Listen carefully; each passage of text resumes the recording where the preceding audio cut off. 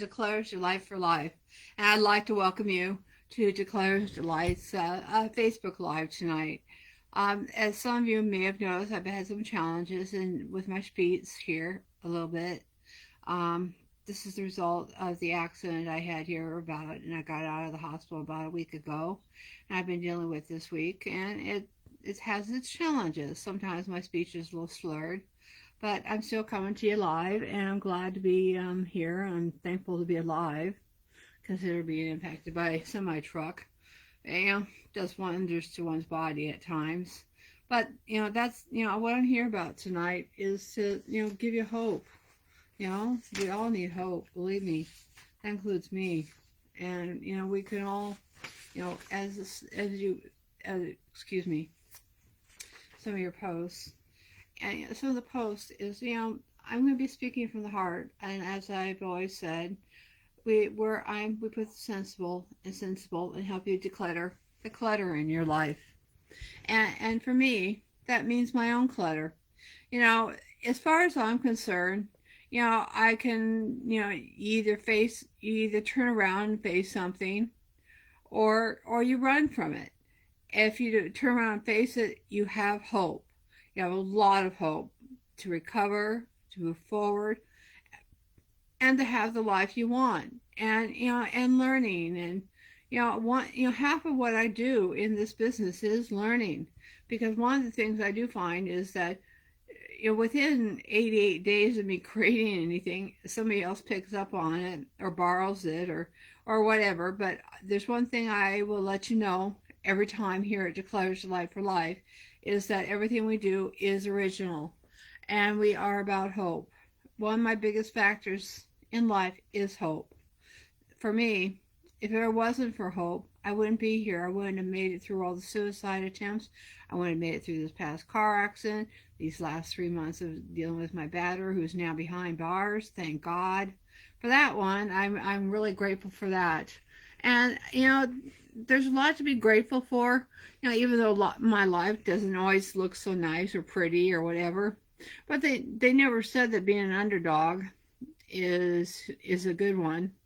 And being an underdog, one of the things is that you learn to be very resourceful. And in life, you have to learn to be very resourceful, for moving forward.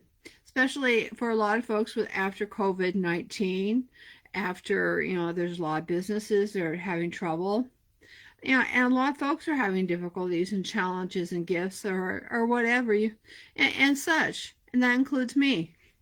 And it is all more than just about me. It's all about you too. Because, we are all in this together. One thing I've learned in 12-step programs, and I'm a member of one, and I have no big boos about saying that and probably breaking one of the traditions of our step program, but I'm about honesty and being truthful, is that you put one foot in front of the other. And one of the things about that is when you do put that one foot in front of the other, you have hope like you could never believe before. And, this past week has been quite a challenge. I've been forgetting things. Things are messy. I haven't been able to clean up my home. I want to do better, and I want to get fast. I want to move this train along fast. That's one of the big things about being who I am. I've always wanted to move life along fast and move things fast and get through things. And one of the things I'm learning too is learning to have to step back and heal. And part of healing is having hope and allowing oneself to heal physically, mentally, and spiritually after a big challenging time. And that same goes for a lot of you out there, is that, we've all been underdogs and dealing with all these different situations in life, or, some have more, some have less, and that includes me. And there's a few things that I'd like to share with you that I'm hoping that will be of a big help, that are a big help for me, is to be optimistic about life. And we all have to have some optimism in life. I know for a lot of us it's hard right now. We want to have a lot more pessimism. There's a lot of anger between races. And in fact, I dealt with racism as it was with my insurance company and denying a claim on some property damage done by my batterer based on, of all things, it was too old, being here 32 years. And I had to go to a supervisor, and yeah, he said they all recorded. But the whole point is I have hope that I'll be able to handle this situation with his supervisor and dealing with that and all these challenges. Yeah, I'm going to call them challenges, and they are gifts because they are life lessons I get to learn from, and you get to learn from too, because they're gifts from me to you. Because all these things that I deal with in my life, I like to share with you because I want you to be able to learn too. Because we all have to learn things in that. And sometimes we have to learn to accept things as they are. You know, at my present moment, I'm in my home. I can't drive. I got like 3 chiro appointments a week. I got 2 massage, 3 PT, 1 OT, and then the business and having a life in between somewhere in there. But the whole point to all that is that even though it's a challenge and there's a lot you want to get done, and a lot of times sometimes life doesn't always allow us to get things done in the timely manner we want them to do. But doing something in an organized manner and figuring out a simple way of doing it, which I've had to learn, time blocking, figuring and writing down everything I do every 15 minutes or to the best of my ability, and writing up goals for the day and what I'd like to see accomplished, and such help me to be more resilient in dealing with this, because they help me keep more focused and allow me to be more focused. And I'm hoping to bring more focus to you, is that I'm about being transparent about who I am, because one thing I know that God loves about you and all of us is that when we're honest with each other and about the truth about what we're facing, we can have hope. And having hope is huge, huge, huge, huge. And you can either choose to have joy or be cheerful, or it can be down the drums. One thing I don't like being down the drums is I would rather put some positive music in my own and start dancing to the best of my ability, and be careful not to fall down. That's one thing I have to be careful of, is not to fall down. I've done that a few times, but that's okay. Being enthusiastic about life, that is about having hope. When we're enthusiastic about life and realize that, life can hand us a pile of poo, and what we do with that poo, we can either make fertilizer out of it or throw it in the garbage can and it stinks. Well, I would rather make fertilizer out of it and have a great garden as far as life is concerned, and be enthusiastic about that, because, many times in life, we don't have to always accept. Yes, accept. We have to have acceptance for where we're at in life, but we don't have to have acceptance what people's wrong actions and what they do, because people do need to be held responsible for one's actions, because we all have to be for one's reactions. And when we're responsible, all of us are responsible, and such like that. It is, quite things.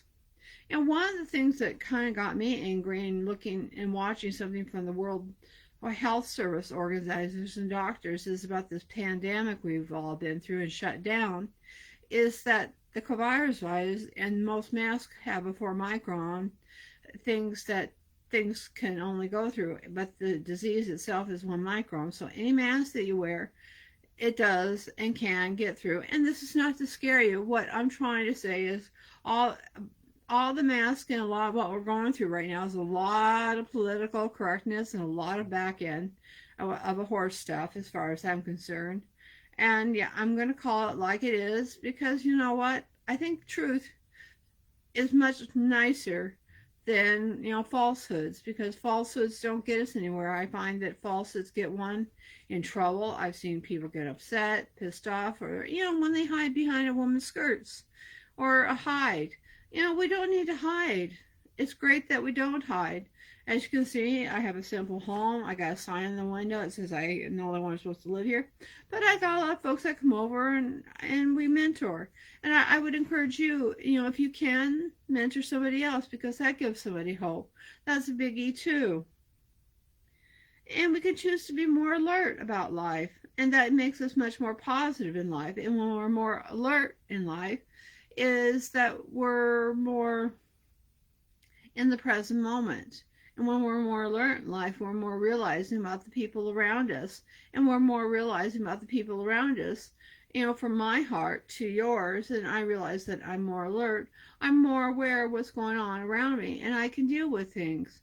Because for me to be more alert is to be a lot more in the present moment. And yes, humor. Humor is huge for all of us because having humor. Can you imagine a joke? As far as I'm concerned, sometimes I wonder if I am a joke to the universe, but that doesn't really matter. I don't really care a lot about what other people think. Because if I cared about what other people think, I'd be 6 feet under.